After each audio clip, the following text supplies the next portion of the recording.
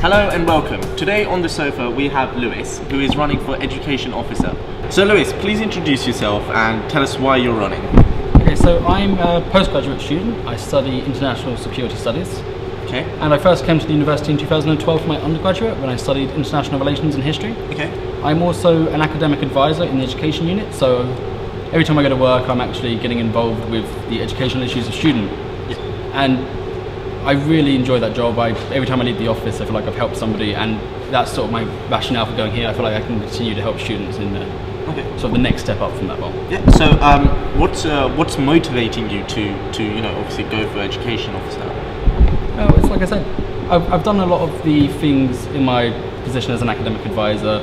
For example, going through mitigating circumstances, being aware of the issues about departments not communicating properly, and there's so many issues that I feel like a lot of other candidates aren't addressing, and that also there isn't a saliency. People aren't aware of these issues, and everyone that I've spoken to has been really supportive and says, even if you don't win, which we're confident that you will, but not to be complacent.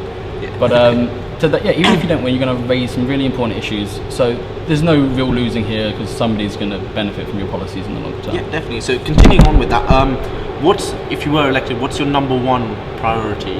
Okay, so my main priority is about performing mitigating circumstances. So because I work with people, I help students draft the mitigating circumstances statements. I help them gather evidence, and there's a few things that I really wanted to raise as issues in my manifesto which I couldn't, because as an academic advisor a lot of what I do is confidential. There's a lot of things which are linked closely to ongoing cases, so I couldn't really raise them. I discussed this with my boss and she was like, we'd rather you not raise some issues. Once in office, if you win, you'll work on that. But there are three very common themes that I've gone for, and I'll just talk you through them now. Sure. The first one is about making it easier to claim mitigating circumstances for victims of sexual crimes. I'm sure you'll agree with me that sexual harassment, sexual assault and rape are crimes. Definitely. No question there. In order to claim mitigating circumstances on a crime, you need to have a crime reference number. Do you know how many of these kind of crimes are reported to the police? Just ballpark. Literally no idea. It's, from my research, it's between 10 and 15%. So that means that a lot of the victims of these crimes, current procedures are negligent. They can't claim even if they wanted to. And I don't think the university is in a position that they should force these victims to talk to the police if they wanted to claim the grounds of being a victim of sexual assault.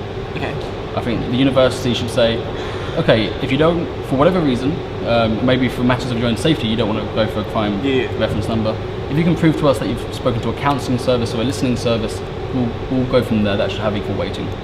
The second policy is about grandparents mitigating circumstances. So grandparents aren't considered as immediate family in the UK by law, and because of that the university doesn't consider them as immediate family for mitigating circumstances procedures. So, hopefully this isn't going to be the case, but let's say one of your siblings or your parents die, or if you're mature one of your children dies. In my position as academic advisor, people would say that so-and-so's died a few days ago, I have an essay to do next week, the same day as the funeral, I can't work on it, there's just no way. And obviously, as a grieving student, they're very vulnerable. There's no way they can. So I have to tell them that you need a death certificate, you need to prove that somebody's died, which is difficult, it upsets the student in question. And you're questioning their truth and stuff like that. But then there's another step, because although, I understand that you have to prove that there was a death. I understand that. No, as macabre as it is. With grandparents, you have to prove that you had a close enough relationship with them. In the same way that you would just say a friend. You have to prove that you were friends with them. You have to prove that you were close to your grandparents. Modern society, as women are choosing to have children and careers, grandparents are getting more and more involved in the upbringing of their grandchildren. So I think that it's just immoral that you'd have to prove that you have a close relationship with your grandparents, which for me is paramount to saying, do you love them enough that it affects your studies? So how do you feel like you can go around this? Well, I think it would just be about, even though the UK law doesn't consider grandparents as immediate family for legal purposes, though they do in Scotland, which means that in Scotland this wouldn't be the case. There's no reason why the university can't just do it itself. There's no law saying that you can't treat, in your particular procedures, grandparents like immediate family. Which I think would take a lot of the stress off students. And like I said, when I tell students this, they get very upset because they're already grieving, they're already upset about having to find a death certificate, and then it's just like, what are you accusing me of not loving my nan, sort of thing, which it's very uncomfortable for them. It's uncomfortable for me because I get upset when this happens. Yeah. So I think they should just be treated equally, which is why I'm campaigning for equal rights for grandparents in mitigating circumstances. Okay. So moving on from the legal side and stuff, and focusing on students in the University of Leicester, how are you going to encourage students to get in touch with their course reps by taking the initiative themselves? Okay, so what you're sort of going on to there is an issue of engagement, and engagement's a two-way street. Okay. Course reps and other services have to engage students, and students need to engage back. Definitely, yeah. So it's a two-way street. You can't blame one party entirely. Okay. So in terms of encouraging students to engage with their course reps, I think the first step is to get the course rep to engage with the students. Yeah. And I know some course reps that have done fantastically. They're very well engaged. Some people from my course, International Security Studies, they message people every week going, have you raised any issues with a meeting this week? Yeah. Others don't. Okay. But I would feel confident if I needed to talk to him. It's also making people aware of the services available to them. Okay. So a student might have been contacted by their course rep, but they're not really familiar with what the system is. They don't know the hierarchy. What is a course rep? What do they do? Yeah, exactly. So I think there's also a little bit of pressure need to be applied onto the university to say, while course reps need to engage students, you need to make sure that you inform students of why it's so important to engage the course reps. Yeah. To meet this two-way relationship that's going on. Definitely.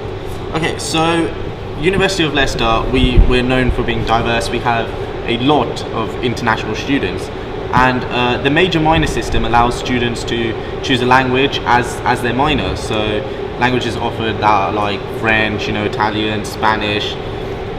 International students who find English as their weaker side. How do you think an introduction of English for beginners as an option of a minor, do you think that would work well? I would be very supportive of that policy. One of my policies here is to better support students learning English. Okay. I have on my course there's a lot of international students, and I speak to a lot of international students, and I'm not sure how familiar you are about when international students first arrive. It's sometimes there's a key skills workshop, how to write an English style essay, that sort of thing. Okay. But a lot of these students who've been accepted, their English is good, they're confident, but writing in an academic style isn't easy, and communicating fast-paced in a seminar isn't easy. Okay.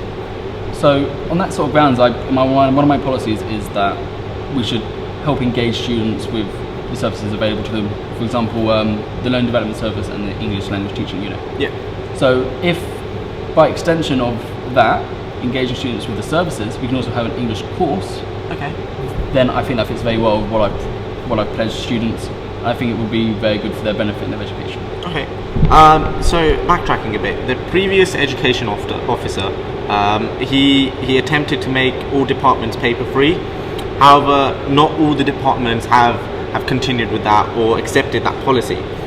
How do you expect to carry this forward and make all the departments paper free? Okay, so that's another one of my policies about online submissions. Okay. And I think that the thing is that I don't think you can ever have a true sort of absolute online submissions. There's always going to be exceptions where, for example, a long dissertation, you hand in a paper copy because you can't expect a tutor to read 10 dissertations a day, 10,000 words each on the screen. Yeah. But what I want is it to be that paper submissions are the exception to the norm. Yeah. And it's about applying continuous pressure to bring about the change needed. Yeah, definitely. So I'm sure that you can understand that there's a lot of bureaucracy involved in any sort of change. Sure. So it's a slow process. It's about being motivated and committed to bringing about the change that you want to achieve. Okay. And just raising the issue as often as you can and being annoying as well.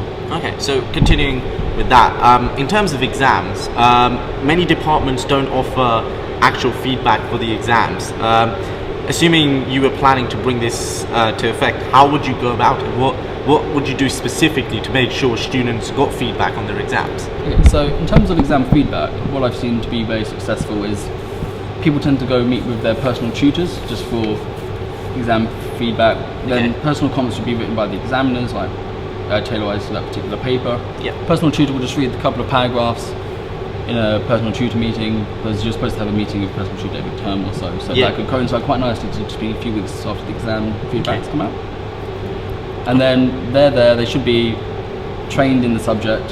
Just for you, if you have any questions off the bat, like for example, if you said your example's not strong enough, you say, okay, did I not present them right, or is there a stronger example? What would you suggest? Yeah. Okay, so earlier on, you claimed that mitigating circumstances procedures were an absolute. How is this more effective than what we already have?